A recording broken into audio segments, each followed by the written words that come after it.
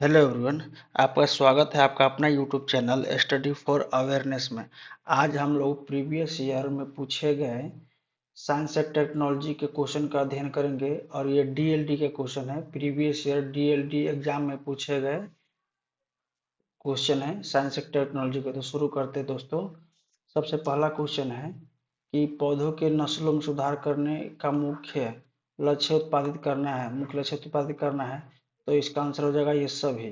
इसका आंसर हो जाएगा ये सभी, क्योंकि इसका मुख्य लक्ष्य है अत्यधिक उपज देने वाले पौधा प्रजातियां, रोग मुक्त प्रजातियां, शीघ्र परिकल्पित होने वाले प्रजातियां। तो इस तरह से इसका आंसर हो जाएगा डी। सभी आंसर इसका डी आंसर हो जाएगा। दूसरा क्वेश्चन हम लोग देखते हैं, निम्नलिखित में से कौन से द्विक्षारीय निम्नलिखित में से कौन से द्विक्षारीय अम्ल है, निम्नलिखित में से कौन से द्विक्षारीय अम्ल है। तो इसका आंसर हो जाएगा डी H2SO4। इसको हम लोग सल्फ्यूरिक अम्ल के नाम से भी जानते हैं। तो इसका आंसर हो जाएगा डी सल्फ्यूरिक अम्ल। अगला क्वेश्चन हम लोग देखते हैं। अगला क्वेश्चन तीसरा नंबर क्वेश्चन है, मिट्टी मिट्टी मिट्टी मिट्टी का घर गर्मियों के मौसम में ठंडा तथा जाड़े के मौसम में गर्म होता है। तो इसके ये क्यों होता है। तो इसका आंसर हो जाएगा मिट्टी है जो कुचालक है, मिट्टी है जो उष्मा का कुचालक है। तो इसका आंसर हो जाएगा बी, मिट्टी उष्मा का कुचालक है। चौथा क्वेश्चन, निम्नलिखित में से कौन कौन व्हिटकर के वर्गीकरण में अकशेरुकी जीवों में नहीं आता है। तो इसका ये कहने का मतलब है कि व्हिटकर के जो फाइव फाइव जगत किंगडम का जो वर्गीकरण किया था व्हिटकर ने, और व्हिटकर ने, इसका पूरा नाम है H.R. व्हिटकर, इनका पूरा नाम है R.H. व्हिटकर।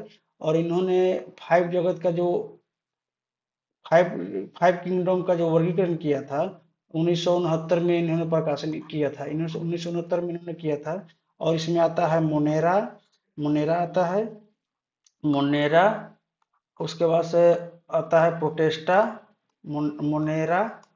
उसके बाद से दूसरे स्थान पर आता है प्रोटिस्टा, प्रोटिस्टा, प्रोटिस्टा। तीसरा स्थान पर आता है आपका फंगी, फंगी। चौथे स्थान पर आता है आपका प्लांटे, प्लांटे। और पांचवें स्थान पर आता है एनिमिलिया, एनिमिलिया, एनिमिलिया आता है। तो फाइव फाइव जगत का यही फाइव जगत है। फाइव जगत में आपका आता है मोनेरा, प्रोटिस्टा, फंगी और प्लांटे, एनिमिलिया, ये फाइव जगत है। और R.H. व्हिटकर ने 1969 में वर्गीकरण किया था। तो इसे आप लोग याद रखिएगा, R.H. व्हिटकर ने 1969 में इसका वर्गीकरण किया था। आगे हम लोग देखते हैं क्वेश्चन नंबर 5। क्वेश्चन नंबर 5 का जो क्या आंसर आता है, जिन कोशिकाओं में गुणसूत्रों के दो से अधिक पूर्ण सेट रहते कहलाते क्या कहलाता है। इस तरह के क्वेश्चन को देखिएगा, आप लोग ध्यान से पढ़िएगा। तो इस तरह का इसका इसका आंसर हो जाएगा, क्वेश्चन नंबर 5 का आंसर हो जाएगा आपका सी, द्विगुणित, द्विगुणित इसका आंसर हो जाएगा। इसे आप लोग याद रखिएगा। निम्न में से किन ईंधन को पर्यावरणीय स्नेही माना जाता है, यानी पर्यावरण अनुकूल। स्नेही का मतलब है पर्यावरण अनुकूल। तो ये हो गया संपीड़ित प्राकृतिक गैस। इसको अंग्रेजी में LPG भी कहते हैं। तो आप लोग इसे याद रखिएगा, LPG हो गया जो पर्यावरण के स्नेही माना जाता है अपेक्षाकृत औरों की अपेक्षा, इनमें जो भी है उनके अपेक्षा। मानव मस्तिष्क निम्नलिखित में से कौन सा भाग बुद्धि एवं चतुराई के लिए केंद्र का कार्य करता है। तो ये हो गया आपका, इसका आंसर हो जाएगा ए सेरिब्रम, सेरिब्रम। इसका आंसर हो जाएगा आपका ए सेरिब्रम। सेरिब्रम जो होता है मस्तिष्क का सबसे बड़ा भाग होता है। उसके बाद से दूसरे स्थान पर सबसे बड़ा भाग होता है सेरिबेलम। सेरिब्रम होता है बुद्धि, तर्क शक्ति, भाषा आदि के ज्ञान यहाँ से होता है। सेरिबेलम में होता है जो कि आपको शरीर के संतुलन बनाने में ये बहुत महत्वपूर्ण होता है, मेडुला। मेडुला दूसरे स्थान पर आता है। इस और ये यहाँ पर से श्रवण शक्ति, आंख इत्यादि का कंट्रोल यहाँ से होता है, मेडुला से। तो आप लोग याद रखिएगा, इसका आंसर हो जाएगा सेरिबेलम। अब हम लोग क्वेश्चन नंबर 8 देखते हैं। 8 नंबर क्वेश्चन में क्या है, निम्नलिखित में से किसमें त्रिगुणित केंद्र पाया जाता है, निम्न में से किसमें त्रिगुणित केंद्र पाया जाता है। तो इसका आंसर हो जाएगा आपका भ्रूणपोष। भ्रूणपोष में आपका त्रिगुणित केंद्र पाया जाता है, भ्रूणपोष में त्रिगुणित केंद्र पाया जाता है। आप लोग इसे याद रखिएगा। आगे हम लोग 9 नंबर क्वेश्चन देखते हैं। 9 नंबर क्वेश्चन में है, कोई कण कोई कण एक समान चाल से एक वृत्त अनुदिश गति कर रही है, तो कण की गति होगी द्विविमीय या दो आयामी, द्विविमीय या दो आयामी। आप लोग इसे याद रखिएगा। अगला क्वेश्चन हम लोग देखते हैं। अगला क्वेश्चन क्या है, जी का वर्तमान मान क्या है। जी देखिएगा बड़ा जी है, तो इस तरह से आप लोग ध्यान रखिएगा, छोटा जी या बड़ा जी, छोटा जी का अलग मान होता है, बड़ा जी का अलग मान होता है। तो बड़ा जी की मान क्या होता है, तो बड़ा जी के मान हो जाएगा आपका 6.63 10 की पावर -11 न्यूटन मीटर स्क्वायर की जी स्क्वायर। इसे आप लोग याद रखिएगा, ये होता है। और एक छोटा जी होता है, छोटा जी इसका मान होता है 9.8। 9.8 छोटा जी की मान होता है, बड़ा जी की मान ये होता है, आप लोग इसे याद रखिएगा। अगला क्वेश्चन हम लोग देखते हैं। अगला क्वेश्चन है कि 900 किलोग्राम मीटर क्यूब घनत्व का एक ठोस तेल पर तैरता है तथा वह तेल 1000 किलोग्राम मीटर क्यूब घनत्व के पानी पर तैरता है, तो तेल का घनत्व क्या होगा। तो हम लोग को इन दोनों के बीच में जो भी होगा उसे निकाल देना है। तो इसका आंसर हो जाएगा आपका ए 950। 950 इसका घनत्व हो जाएगा। आप लोग इसको ऐसे भी कर सकते हैं, 1000, 1000 हो गया प्लस 900, 900 तो हो जाएगा 1900। 1900 इसे 2 से भाग दे दीजिएगा तो आ जाएगा 9 दूना 18 यानी 950। 950 किलोग्राम मीटर क्यूब, ये आंसर हो जाएगा आपका, ये वाला वन आंसर हो जाएगा ए। अगला क्वेश्चन हम लोग देखते हैं। अगला क्वेश्चन है बाहरी कान को क्या कहते हैं, तो बाहरी कान को कहता है कर्ण पल्लव। कर्ण पल्लव बाहरी कान को कहा जाता है।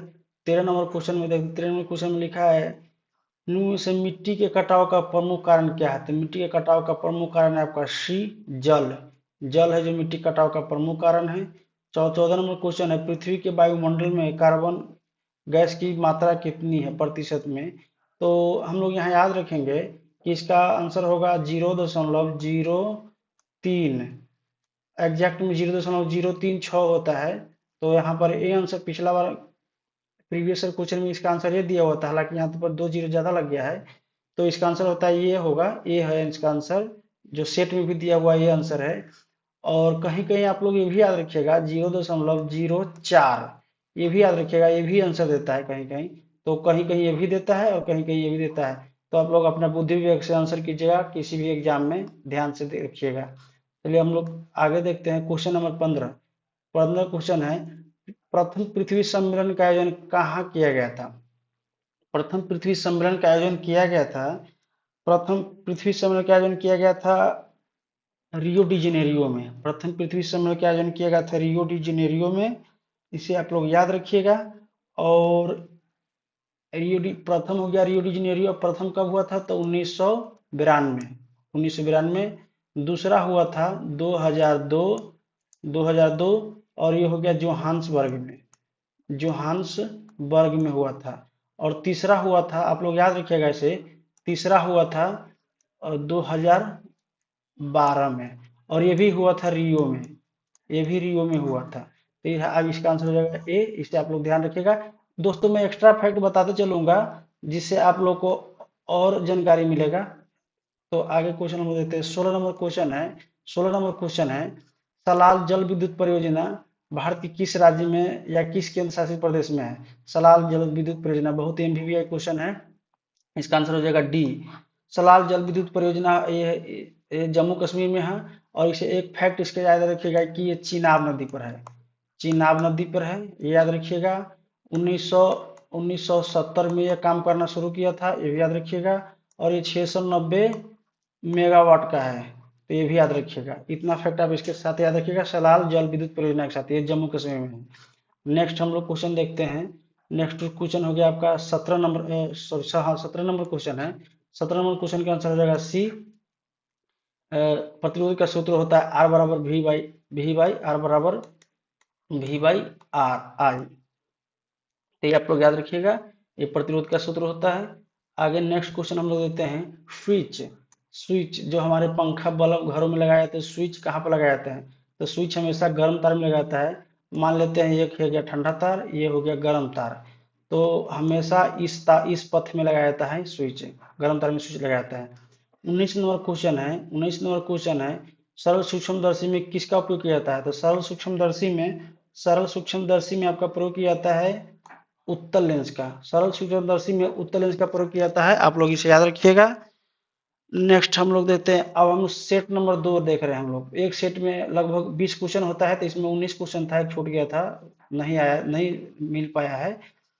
दूसरा सेट जो एग्जाम हुआ था 2/4/2024 का एग्जाम हुआ था, उसका पूरा का पूरा साइंस एंड टेक्नोलॉजी का क्वेश्चन इसमें है। 20 क्वेश्चन पूछे जाते हैं हमेशा हर एग्जाम में, तो इसमें लगभग 20 क्वेश्चन होंगे जो आप लोग ध्यान से देखिएगा। और हाँ, मेरे आंसर देने से पहले एक बार आप लोग अपना आंसर दीजिएगा रोक कर, वीडियो रोक करके, और उसके बाद से फिर आगे देखिएगा। और टोटल अंत में आप लोग चेक कीजिएगा कि आप लोग का कितना सही होता है। तो प्रथम क्वेश्चन है, खाद्यान्नों जैसे गेहूं, चावल, मक्का, बाजरा और ज्वार से हमें मुख्य रूप से क्या प्राप्त होता है? तो इन खाद्य पदार्थों से हमें मुख्य रूप से कार्बोहाइड्रेट प्राप्त होता है। कार्बोहाइड्रेट मुख्य रूप से हम लोग को कार्बोहाइड्रेट प्राप्त होता है, जो तो ये आप लोग याद रखिएगा। निम्नलिखित में से किससे फल पकाने में प्रयोग किया जाता है? फल पकाने में दोस्तों ये हो गया एथिलीन। एथिलीन का सूत्र होता है C2H4 जो यहाँ पर दिया हुआ है। तो एथिलीन होता है जो फल पकाने में प्रयोग किया जाता है। ये कृत्रिम सॉरी प्राकृतिक रूप से भी इसी से पकता है, प्राकृतिक रूप से। तो इसे आप लोग याद रखिएगा। और कृत्रिम रूप से कहा जाए, कृत्रिम रूप से किससे पकता है? तो कृत्रिम से होता है एसिटिलीन। एसिटिलीन, एसिटिलीन से कृत्रिम रूप से पकाया जाता है। जो गांव में आप लोग देखते हुए कि आम पकाना हो, केला पकाना हो, उसमें कार्बाइड डाल दिया जाता है, तो कार्बाइड से एसिटिलीन एसिटिलीन गैस निकलती है। तो इसे आप लोग ध्यान रखिएगा, याद रखिएगा। क्वेश्चन नंबर आगे हम लोग देते हैं 3 नंबर क्वेश्चन। दूसरा सेट का 3 नंबर क्वेश्चन है, जल का क्वथनांक होता है। जल का क्वथनांक होता है 100 डिग्री सेल्सियस। इसे आप लोग याद रखिएगा। जल का क्वथनांक होता है 100 डिग्री सेल्सियस। और इसे सेल्सियस में हो गया 100 डिग्री सेल्सियस, और या केल्विन में हो गया आपका 373 केल्विन। फॉरेनहाइट में हो जाएगा आपका 212 फॉरेनहाइट। और एक और पैमाना होता है जिसे रोमर कहते हैं, तो इसमें हो जाएगा 80 रोमर। तो ये आप लोग याद रखिएगा, 4 पैमाना होता है कुल तापमान मापने का। क्वेश्चन नंबर 4 आ गया, विटकर ने वर्गीकरण के लिए कितने मानदंडों का प्रयोग किया था? तभी हम लोग देखे थे विटकर ने 5 मानदंडों का प्रयोग किया था, इसलिए तो इसको विटकर का 5 किंगडम वर्गीकरण नाम से जाना जाता है। इसे आप लोग ध्यान रखिएगा, 5 है। तो इस आगे हम लोग देखते हैं 5 नंबर क्वेश्चन। निम्नलिखित में से कौन संयोजी टीका जो बच्चों के डिप्थीरिया, काली खांसी, टिटनेस के बचाव के लिए लगाया जाता है? तो इसका आंसर हो जाएगा आपका डीपीटी। डीपीटी। और जितने भी बच्चे से संबंधित टीका है उसके लिए एक भारत सरकार का एक योजना है जिसे इंद्रधनुष योजना कहा जाता है। इंद्रधनुष योजना, इंद्रधनुष योजना, ये इंद्रधनुष योजना में सारा टीका कवर किया गया है। तो आप लोग इसे ध्यान रखिएगा और इंद्रधनुष योजना भी याद रखिएगा। आगे हम लोग 6 नंबर क्वेश्चन देखेंगे। 6 नंबर क्वेश्चन है, ओजोन परत ह्रास निम्न में से किसके कारण होता है? तो ये हो जाएगा क्लोरोफ्लोरोकार्बन।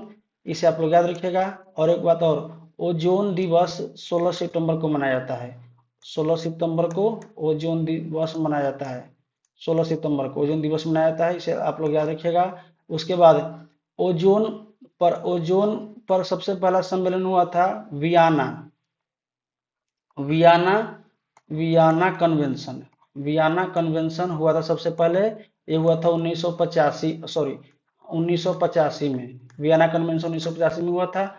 और हाँ, ओजोन को जो गैस नुकसान पहुंचाता है उस गैस में कमी लाने के लिए एक तो मॉन्ट्रियल प्रोटोकॉल हुआ था। मॉन्ट्रियल प्रोटोकॉल, इसे भी आप लोग याद रखिएगा, मॉन्ट्रियल प्रोटोकॉल।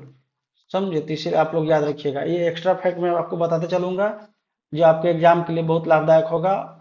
चलिए आगे क्वेश्चन देखते हैं। 7 नंबर क्वेश्चन। 7 नंबर क्वेश्चन है, प्राकृतिक पर्यावरण में क्या सम्मिलित नहीं है? सम्मिलित है। प्राकृतिक पर्यावरण में क्या सम्मिलित है? तो इसका आंसर हो जाएगा सी, दोनों जैवीय और अजैवीय दोनों शामिल है। तो इस तरह से इसका आंसर हो जाएगा सी, आप लोग याद रखिएगा। नेक्स्ट क्वेश्चन हम लोग देखेंगे 8 नंबर क्वेश्चन। 8 नंबर क्वेश्चन है, निम्न में से कौन सा पुरुष स्तरीकरण की एक विधि है? तो इसका आंसर हो जाएगा ए, वैक्टोमी। वैक्टोमी, वैक्टोमी या नसबंदी हिंदी में कहा जाता है। और महिला के लिए इसी को कहा जाता है अवेक्टोमी। और पुरुष के लिए होता है वैक्टोमी। नसबंदी इसको हिंदी में आप लोग याद रखिएगा, पुरुषों के लिए कहा जाता है। और कॉपर टी ये महिला प्रयोग करती है, गोली भी महिला प्रयोग करती है। तो ये भी आप ध्यान रखिएगा। परिवार नियोजन का एक तरीका है ये सब, परिवार नियोजन का। 20 मीटर प्रति सेकंड की रफ्तार से एक सरल रेखीय पथ पर चल रही बस का त्वरण 4 मीटर प्रति सेकंड स्क्वायर है, तो 2 सेकंड के पश्चात इसकी चाल क्या होगी? तो 9 नंबर क्वेश्चन का आंसर हो जाएगा दोस्तों, 9 नंबर क्वेश्चन का आंसर हो जाएगा डी, 28 मीटर प्रति सेकेंड हो जाएगा। 9 नंबर क्वेश्चन का आंसर हो जाएगा डी, 28 मीटर प्रति सेकेंड। 10 नंबर क्वेश्चन है, किसी वस्तु का द्रव्यमान 20 किलोग्राम है, तो इसका भार कितना होगा। तो द्रव्यमान द्रव्यमान हमेशा किलो किलो में होता है और भार हमेशा न्यूटन में होता है। तो 1 किलो बराबर होता है 9.81 न्यूटन। इसे आप लोग याद रखिएगा। 1 kg बराबर होता है 9.81 मीटर। तो यहाँ पर कितना केजी है 20 और 9.81, तो इसको हम लोग गुना कर देंगे 9.81 गुने 20, तो इसका गुना करेंगे तो आ जाएगा आंसर आपका इतना 196 न्यूटन। तो इस तरह से इसका आंसर हो जाएगा 196 न्यूटन, आप लोग याद रखिएगा। नेक्स्ट क्वेश्चन है किसी वस्तु का वजन हवा में 10 न्यूटन है, जब उस वस्तु को किसी द्रव में पूरी तरह से डुबाया जाता है तब उसका वजन 8 न्यूटन रह जाता है, तो वस्तु के द्वारा हटाए गए द्रव का वजन क्या होगा। तो जाहिर सी बात है दोस्तों, 10 न्यूटन उस वस्तु का वजन है, जब उसे पानी में डुबाया जाता है तो उसका वजन 8 न्यूटन रह जाता है। इसका मतलब 2 न्यूटन का कमी हुआ, तो इस तरह से 2 न्यूटन इसका आंसर हो जाएगा। 2 न्यूटन के बराबर उन्होंने जल द्रव्यमान को हटाया है, 2 न्यूटन इसका आंसर हो जाएगा। अगला क्वेश्चन हम लोग देखेंगे। अगला क्वेश्चन आपका आंसर हो जाएगा, अगला है आपका क्वेश्चन 12 नंबर। 12 नंबर में ध्वनि, मनुष्य में ध्वनि की श्रव्यता का परिसर है। तो मनुष्य में ध्वनि की श्रव्यता का परिसर है आपका लगभग 20 हर्ट्ज से 20,000 हर्ट्ज तक। 20 हर्ट्ज से 20,000 हर्ट्ज तक। यहाँ ध्यान देने वाली बात है, 20 हर्ट्ज से कम कम मनुष्य नहीं सुन सकता है, और 20 हर्ट्ज से कम की ध्वनि बड़े बड़े वायुयान, लड़ाकू विमान, बड़े बड़े उद्योग से उत्पन्न किया जाता है, और इसे हमारा कान नहीं सह सकता है। वहीं 20 हर्ट्ज से अधिक का ध्वनि भी हम लोग मनुष्य नहीं सुन सकता है।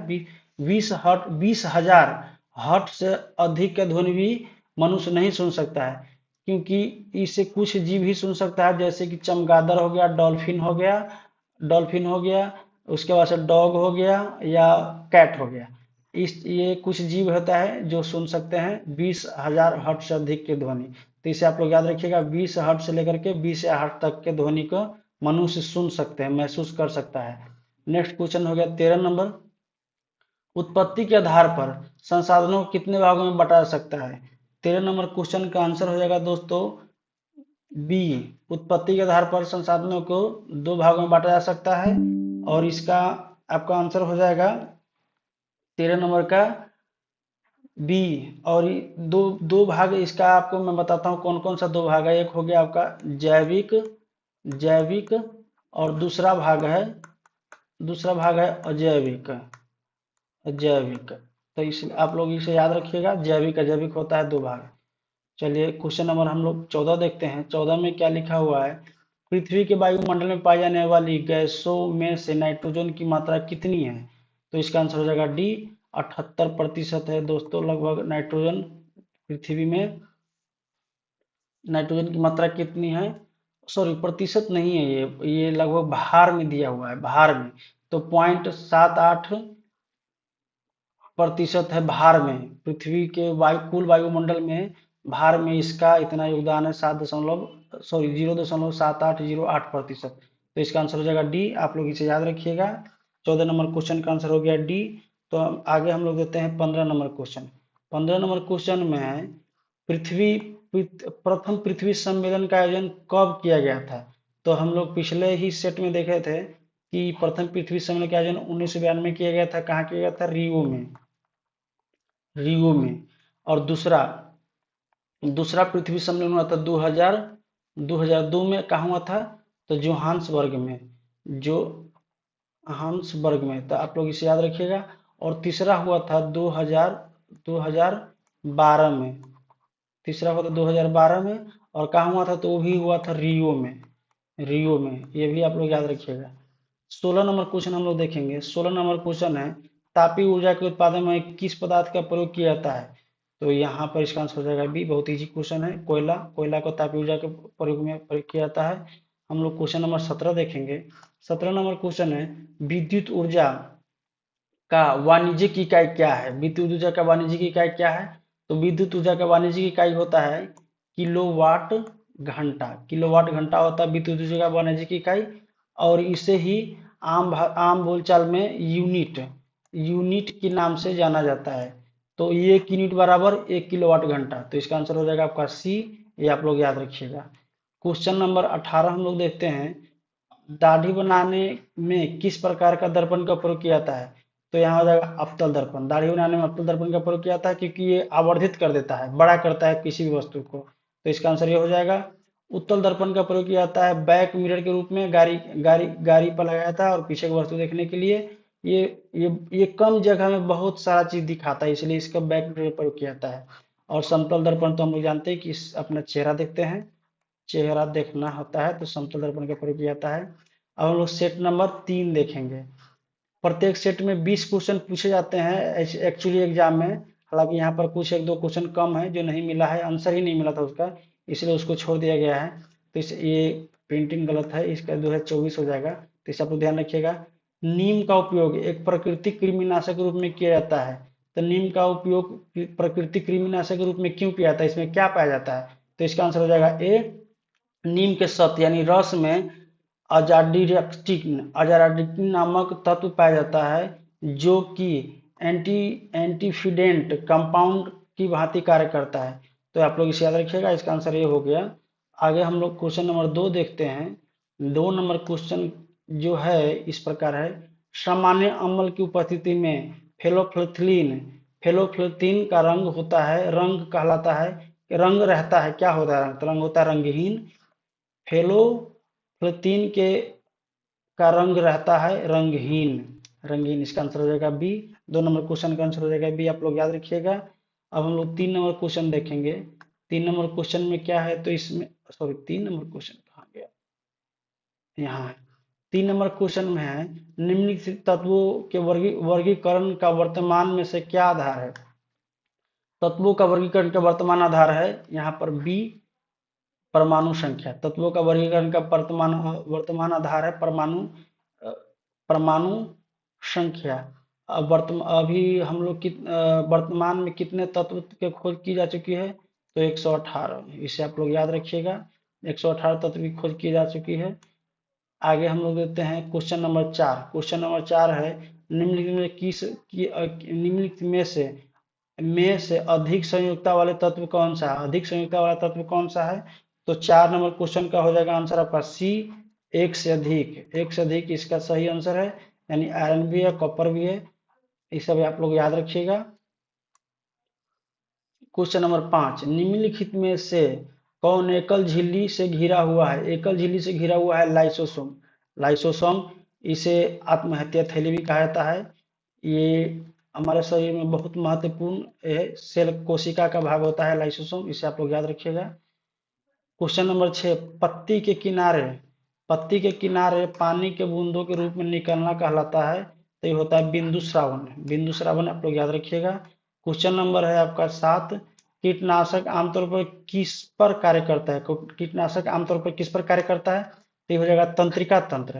कीटनाशक तंत्रिका तंत्र के ऊपर काम करता है, आप लोग ध्यान रखिएगा। क्वेश्चन नंबर 8 हो गया, फलों को पकाने के लिए निम्नलिखित में से कौन पादप हार्मोन उत्तरदायी है? तो पादप हार्मोन, हालांकि पिछले क्वेश्चन में हम लोग देखे थे, ये हो जाएगा एथिलीन। एथिलीन पादप हार्मोन है जो फलों को प्राकृतिक रूप से पकाते हैं, और इसका इसका सूत्र होता है, इस गैस गैस एक्चुअली में यह गैस होता है C2H4। ये होता है एथिलीन का फार्मूला, आप लोग इसे याद रखिएगा।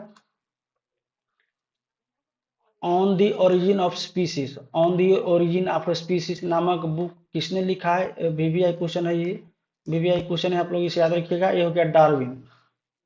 डार्विन ने इस बुक को लिखा था लगभग 1859 में। डार्विन ने इस बुक को लिखा था 1859 ईस्वी में। 59 ईस्वी में प्रकाशित हुआ था ये बुक, लिखना क्या, प्रकाशित हुआ था। तो आप लोग इसे याद रखिएगा, डार्विन ने on the origin of species book लिखा था, 1859 ईस्वी में प्रकाशन हुआ था। निम्नलिखित में से कौन चालक का मात्रक नहीं हो सकता? तो ये भी होगा सेंटीमीटर सेमी प्रति सेकंड हो सकता है, मीटर प्रति सेकंड हो सकता है, सेकंड प्रति मीटर नहीं हो सकता है। तो इसका आंसर हो जाएगा डी। डी इसका आंसर हो जाएगा। 10 नंबर क्वेश्चन का डी आंसर हो जाएगा। चंद्रमा के सतह के नजदीक दो अलग अलग द्रव्यमान की वस्तुएं मुक्त रूप से गिर रही हो तो किसी भी क्षण उनके वेग समान होंगे। किसी भी क्षण का वेग समान होगा और यही इसका आंसर है ए, किसी भी क्षण के वेग समान होंगे। क्वेश्चन नंबर हम लोग देखेंगे 12।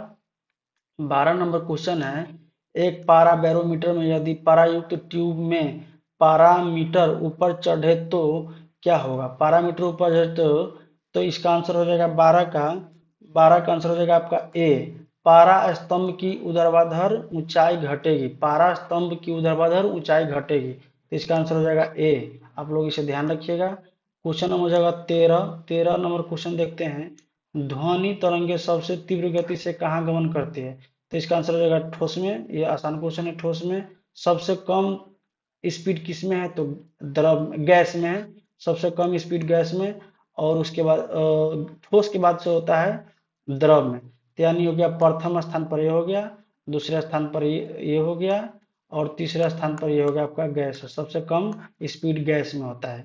ठोस में लगभग एल्युमिनियम में इसका 6400 मीटर प्रति सेकेंड होता है। इसे आप लोग याद रखिएगा। क्वेश्चन नंबर 15 है। 15 नंबर क्वेश्चन, पूर्वी तट पर डेल्टाई भागों में किस प्रकार की मिट्टी पाई जाती है। तो हम लोग यहाँ पर देखेंगे, ये हो गया आपका पूर्वी तट। तो ये पूर्वी तट में आप लोग जानते ही हैं कि मध्य भाग से या पश्चिमी तट से अधिकतर नदियाँ पूर्वी तट में आकर के बंगाल के खाड़ी में गिर जाती है। तो जब नदियाँ जिस इलाका में नदी बहेगी वहाँ पर जलोढ़ मिट्टी पाया जाता है। तो इसका आंसर डी हो जाएगा। जलोढ़ मिट्टी नदी द्वारा लाया जाता है और यहाँ पर निक्षेपित किया जाता है, इसलिए इस क्षेत्र में धान की खेती बहुत होता है। पूर्वी तट के तटीय क्षेत्र में धान की खेती होता है, और यहाँ पर आपका गोदावरी हो गया, कावेरी हो गया, कृष्णा हो गया इत्यादि महत्वपूर्ण नदी सब जो प्रायद्वीपीय क्षेत्र की नदी यहाँ पर बहती है। तो इसका आंसर हो जाएगा आपका डी। चलिए आगे हम लोग क्वेश्चन देखते हैं। क्वेश्चन नंबर 15, ओजोन परत में छेद के लिए कौन सी मुख्य रूप से उत्तरदायी है। तो क्लोरोफ्लोरो हो गया, और पहले हम लोग पढ़ चुके हैं 16 सितंबर को मनाया जाता है ओजोन दिवस। 16 सितंबर को ओजोन दिवस मनाया जाता है। Vienna convention, Vienna convention ozone से संबंधित है। और उसके बाद Montreal protocol, Montreal Montreal protocol भी ओजोन संरक्षण से संबंधित है। इसमें ओजोन को नुकसान पहुंचाने वाले तत्व एवं गैस के रोकने के लिए इसमें प्रयास किया गया था मॉन्ट्रियल प्रोटोकॉल पर। इसे आप लोग ध्यान रखिएगा। हाँ, वियना कन्वेंशन की बात की जा रही थी, हुआ था 1985 में। इसे आप लोग ध्यान रखिएगा, वियना कन्वेंशन 1985 में हुआ था। नेक्स्ट क्वेश्चन है आपका 16 नंबर क्वेश्चन, तृतीय पृथ्वी सम्मेलन का आयोजन कहाँ किया गया है। तो इसका आंसर हो जाएगा डी। डी अभी हम लोग पिछले क्वेश्चन में पढ़े थे कि प्रथम प्रथम प्रथम सम्मेलन हुआ था 1992 में रियो में। दूसरा हुआ था जोहान्सबर्ग में, और ये हुआ था 2002 में, और तीसरा हुआ था 2012 में, और ये भी हुआ था रियो में। तो क्वेश्चन क्या है कि तृतीय तो रियो में ही हुआ है, जैसे कि हम लोग बता रहे हैं, और यहाँ ऑप्शन में रियो नहीं है, इसलिए इसका आंसर हो जाएगा डी। तो क्वेश्चन नंबर आगे हम लोग देखते हैं 17 नंबर क्वेश्चन, निम्नलिखित में से कौन जीवाश्म ऊर्जा है। यह आसान क्वेश्चन है, इसका आंसर हो जाएगा कोयला। जीवाश्म ऊर्जा है आपका कोयला। 17 नंबर क्वेश्चन का आंसर हो जाएगा आपका ए। 18 नंबर क्वेश्चन है, किसी चालक से होकर प्रति सेकंड गुजरने वाले इलेक्ट्रॉनों की संख्या 10 के पावर 20 है, चालक से प्रवाहित धारा का मान क्या होगा। तो इसका आंसर हो जाएगा आपका डी, 10.2 × 10 की पावर -17 एम्पियर। -17 एम्पियर, आप लोग इसे याद रखिएगा। क्वेश्चन नंबर 19 है, और संभवतः इस वीडियो का लास्ट क्वेश्चन है दोस्तों। 19 नंबर क्वेश्चन है, विभवांतर मापने के लिए किस यंत्र का प्रयोग किया जाता है। तो यहाँ हो जाएगा आपका वोल्टमीटर इसका आंसर हो जाएगा। पोटेंशियोमीटर दो धाराओं के बीच की पोटेंशियल नापा जाता है, और बहुत माइन्यूट लेवल पर। गैल्वेनोमीटर भी बहुत छोटे सूक्ष्म स्तर पर वोल्ट मापता है, और अमीटर है जो आपका धारा मापने में काम आता है। तो इसे आप लोग ध्यान रखिएगा। और दोस्तों, ये वीडियो क्वेश्चन यहाँ समाप्त हुआ। इस वीडियो को देखने के लिए आप लोग को बहुत बहुत धन्यवाद। हाँ, ये यूट्यूब चैनल नया है, इस चैनल को आप लोगों की सपोर्ट की ज़रूरत है, तो प्लीज़ इसे सब्सक्राइब कीजिएगा और अपने दोस्तों में शेयर कीजिएगा, इसे लाइक भी कीजिएगा और अपना महत्वपूर्ण कमेंट भी इसमें डालिएगा, ताकि इस वीडियो आगे और वीडियो आने वाले उसमें सुधार होने के लिए आप लोग बताइएगा तो सुधारा जा सके। और हाँ, इस वीडियो के आप लोग कभी